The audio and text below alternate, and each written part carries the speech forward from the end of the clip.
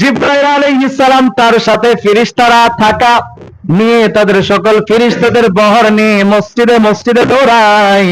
আর যারা সেই রাতে ইবাদত করে তাদের জন্য ফেরেশতারা পর্যন্ত দোয়া করে। সেজন্য আমার প্রিয় ভাইরা, এই রাতে যেন আমাদের কোনোভাবেই বৃথা না যায়, এই রাত যেন কোনোভাবেই ঘুমিয়ে ঘুমিয়ে না কাটাই। আমার প্রিয় ভাইরা আমার, এই রাতটাকে যেন আমরা সবাই কাজে লাগানোর চেষ্টা করি।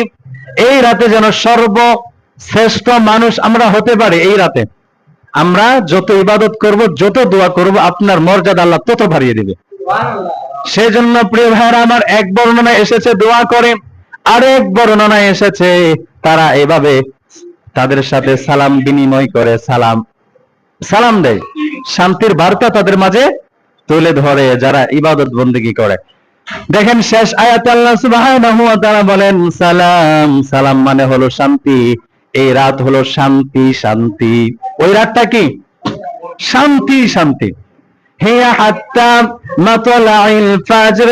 এই শান্তিটা কোন পর্যন্ত থাকবে? সুবহে সাদিক পর্যন্ত। আরে আজকের আলোচনাটা একবারে নষ্ট করে ফেলছে পোলাপানে। জি, তাহলে প্রিয় ভাইরা আমার, এই রাতের ফজিলত কোন পর্যন্ত থাকবে? সুবহে সাদিক পর্যন্ত, মানে ফজর, মানে সুবহে সাদিক পর্যন্ত। এই সুবহে সাদিক পর্যন্ত এই রাতের ফজিলতটা থাকবে। অনেক ইমাম সাহেবরা না জানার কারণে, অনেক মুয়াজ্জিন সাহেবরা না জানার কারণে ওই ফজর নামাজ পড়ে, ফজর নামাজের পরে লম্বা একটা দোয়া শুরু করে। তখন তো আপনার সময় তো শেষ, তখন তো সময় শেষ। সুবহে সাদিক আসার পূর্বে আপনার দোয়া করতে হবে, তখন তো লাইলাতুল কদর হওয়া সম্ভব। এই লাইলাতুল কদর রাত কখন হবে? এটা কোনো নির্ধারিত কোনো রাত না, তবে বিশ্বনবী সাল্লাল্লাহু আলাইহি ওয়াসাল্লাম কিছু রাতকে মানে বলেছেন যে শেষ দশকের বেজোর রাত তোমরা তালাশ করো, শেষ দশকের বেজোর রাত তোমরা তালাশ করো। সেই বেজোর রাতের যে কোনো একটা রাতেই লাইলাতুল কদর হতে পারে।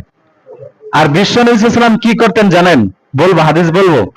বিশ্বনবী সাল্লাল্লাহু আলাইহি ওয়াসাল্লাম বলেন যে সেই আম্মাজান আয়েশা রাদিয়াল্লাহু তাআলা আনহা হাদিসটি বর্ণনা করেছেন।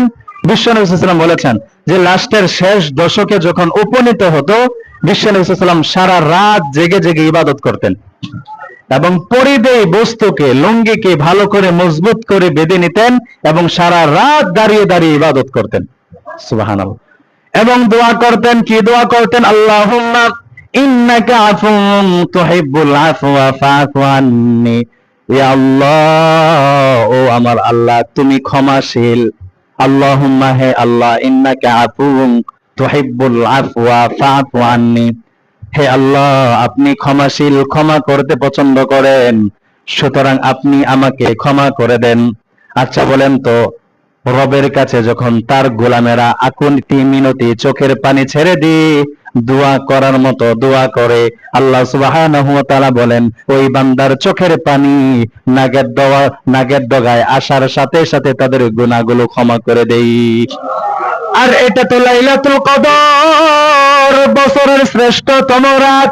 এই রাতে যদি কেউ ইবাদত করে, দোয়া করে, আর এই দোয়াটা করে আল্লাহুম্মা, হে আল্লাহ, ইন্নাকা আফুউন তুহিব্বুল আফওয়া ফাআফু আন্নি।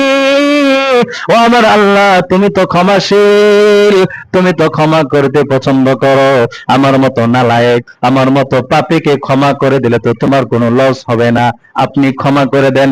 ও আমার প্রিয় ভাইরা, লাইলাতুল কদরে যদি আপনি এই দোয়াটা করতে পারেন, দোয়া করার মতো যদি দোয়া করতে পারেন, এক ফোঁটা চোখের পানি যদি আপনি ছাড়তে পারেন, আল্লাহর কসম আপনার চোখের পানি নাকের ডগার আসার আগে আপনার সকল গুনাহ মাফ করে দিবে।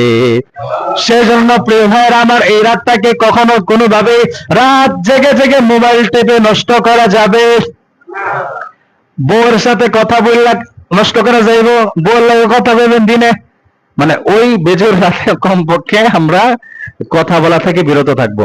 বিশ্বনবী সাল্লাল্লাহু আলাইহি ওয়াসাল্লাম বলছেন সেই রাতে আমি নিজের পরিধেয় বস্তুকে ভালো করে বেঁধে নিয়ে আমি সারা রাত ইবাদতের মধ্যে কাটিয়েছি এবং সারা রাত তিনি দোয়া করতেন।